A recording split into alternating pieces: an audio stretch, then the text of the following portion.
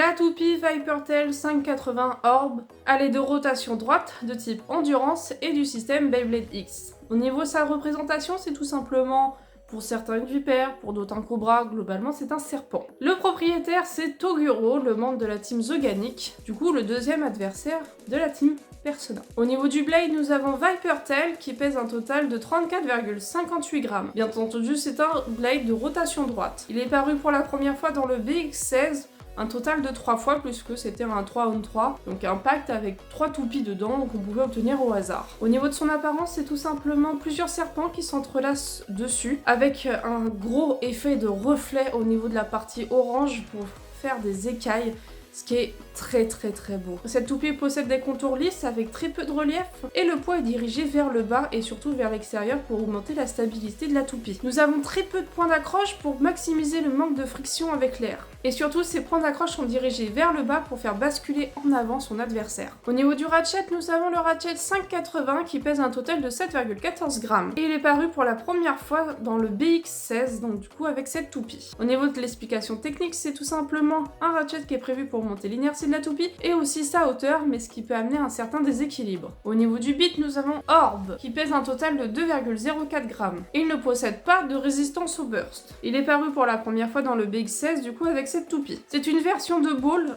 en plus fine et en plus petite. Ce bit vise la stabilité au centre avec une certaine mobilité pour compenser une perte d'équilibre suite au premier impact. En conclusion, c'est une toupie qui pèse 43,73 grammes. Et on va la tester tout de suite contre deux toupies de type attaque.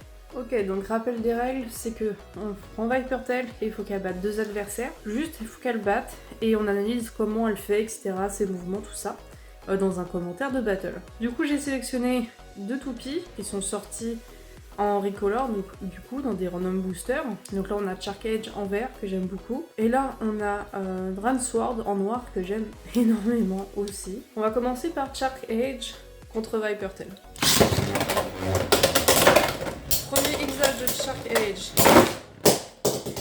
Et du coup Shark Edge a éjecté Vipertail du coup dans la grande fosse, donc c'est 3 points. C'est ce qu'on appelle littéralement un exage réussi. Du coup on va essayer de lancer autrement Vipertail pour réussir à vaincre ce X-Dash fatal de la part de Shark Edge. On va lancer avec un peu plus de force. Là pour le moment je suis toujours en lancer statique. X-Dash, premier. À résiste. À 60, deuxième. Ça commence à vaciller. Mine de rien ça arrive à se redresser et ça gagne contre Shark Edge. Donc là en fait ce qui vient de se passer c'est qu'elle a réussi à pivoter du coup vers la grande fosse et deux fois. Une fois que Shark Edge avait ruiné son endurance, forcément ça allait jouer sur une battle d'équilibre et d'endurance. Vu que Ball permet de se redresser plus ou moins bien, bah du coup Vipertail a plutôt bien réussi à endurer les coups. On va recommencer et après on passera à son deuxième adversaire. Donc là la solution contre Shark Edge c'est vraiment de lancer Vipertail avec beaucoup de force. Premier impact, X-Dash. Bon, c'est bloqué. Et c'est dans la fosse. X-Dash. Deuxième. Vipertail perd son endurance.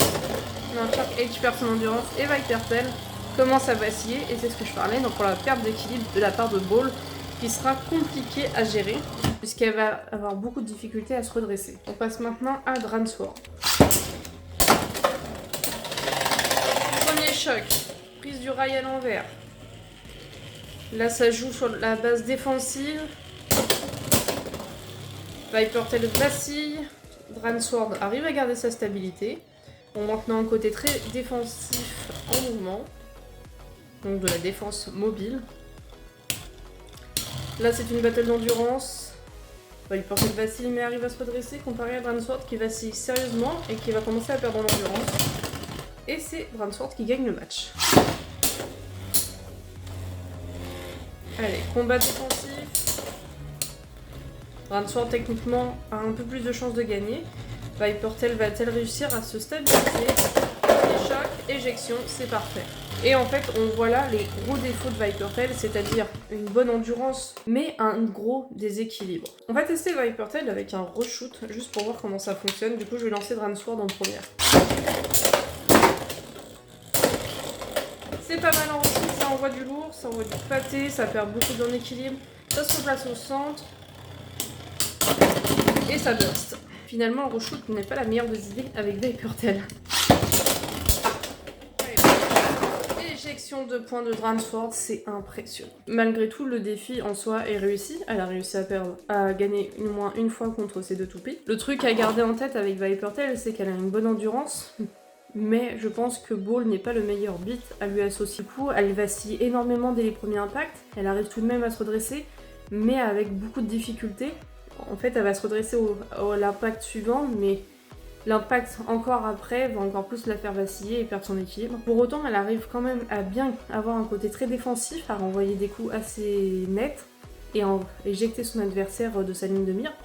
Mais ce n'est pas suffisant puisque son manque d'équilibre est vraiment un gros défaut.